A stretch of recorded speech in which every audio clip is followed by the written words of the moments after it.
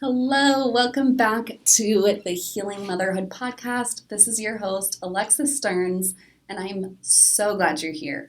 This week, we have been talking all about the relationship to the body after a traumatic or difficult birth experience. And one of these reasons that we talked about is that there can be this element of body hatred after a difficult or traumatic birth.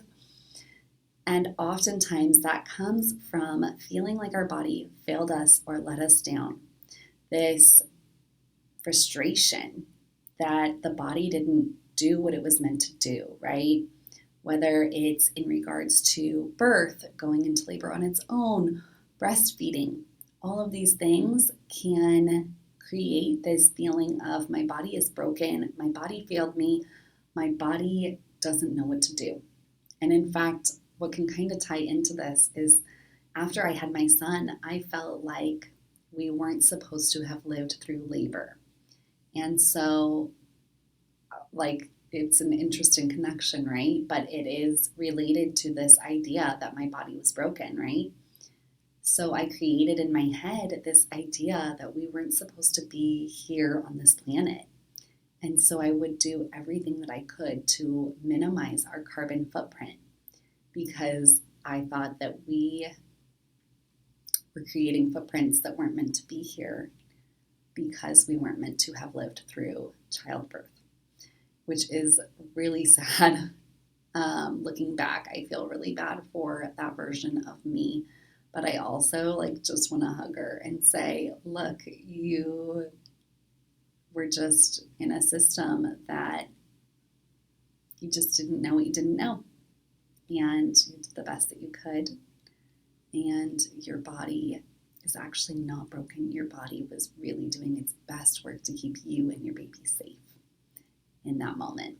And if you missed yesterday's episode, at the beginning, I talk a little bit about that, about how our bodies are actually designed to slow things down, to stop labor if we are not feeling safe. And so when we have excessive birth fears that haven't been handled, when we don't have the background knowledge and the deep understanding of physiological birth, that can impact our body's ability to progress in labor, which means that our body's actually incredible and it didn't fail you. It was actually protecting you. What?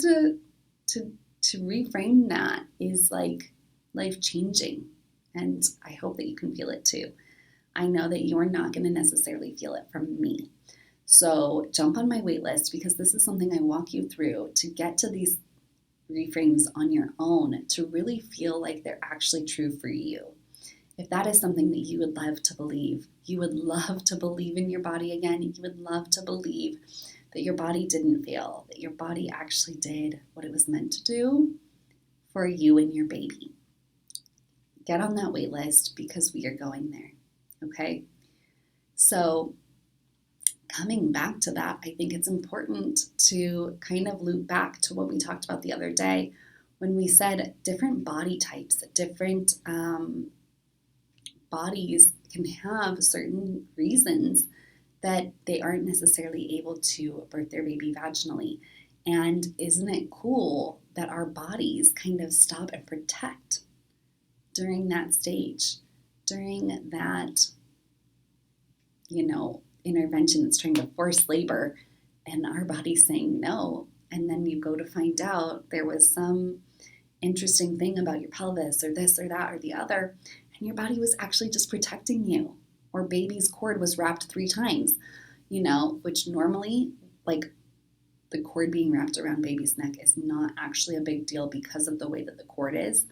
But when it is a complicated wrap, that is a big deal. And our body knows, and our baby knows. And it's so cool when you hear these stories of a body that wouldn't go into labor or wouldn't progress because it was keeping mom and baby safe. So interesting. So anyway, I feel like I just went on a little tangent. Thanks for coming with me. Sorry about that. Coming back, we talked a little bit about frustration, that the body didn't do what it was supposed to do. The next thing I want to talk about is dissociation and disconnection from the body after surgery or during surgery. So, when something traumatic is happening, it is not uncommon for the mind or the spirit even to separate from the body and kind of witness this traumatic event from elsewhere. And people will often describe that where it felt like they were watching this surgery happen to them. And so, when we heal, we are actually calling back all parts of ourselves. We are reintegrating that experience, right? So that is part of what we're focused on in the healing journey is integration of the experience. It's not about forgetting it. It's not about, getting over it. It's about integrating the experience. It's about calling back the parts of us that maybe got lost in that experience from dissociation, from disconnecting to our body, right? It's about getting back into our body, getting our soul back aligned with who we are, because there is this big disconnection that happens with trauma. And then the last part is trusting your body with intimacy after it didn't do what you thought it was supposed to. It can be hard to trust our body again in an intimate situation. And so if that's you, know that you're not alone. That is something that is super common when our body has this feeling like it's broken, when we have started to dislike our body. That impacts our sex drive. It impacts our ability to climax and experience pleasure. And it impacts our intimacy with our partner, right? Because if we can't feel good about ourselves, if we can't access pleasure because our brain is in trauma brain, right? Which if you missed that, we talked about that early on, early episodes, maybe like 1 through 5 of the Healing Motherhood podcast. They're going to have the really solid basics of what happens in your brain with birth trauma. So go back, check those out, and you will start to see that it has even more than just to do with your body. But the disconnection with our body is going to impact our intimacy as well, right? And if you are experiencing any of these things that we talked about today, that frustration that your body didn't do what you wanted it to do, that dissociation and disconnection from your body, that difficulty with intimacy because you don't trust your body, those are all common experiences. And I want you to know that there is hope, that there is healing, that you can reconnect. Jump on the wait list and I will walk you through it, because it is possible to access joy again. It is possible to feel good in your body again. And it's not about the bounce back. It is about reconnecting with yourself, reconnecting with your body, and learning to love it for what it can do and what it did do.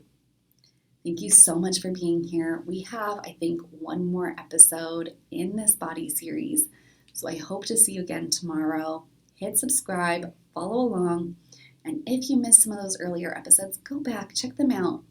And I hope that you find massive validation and healing in them. See you later.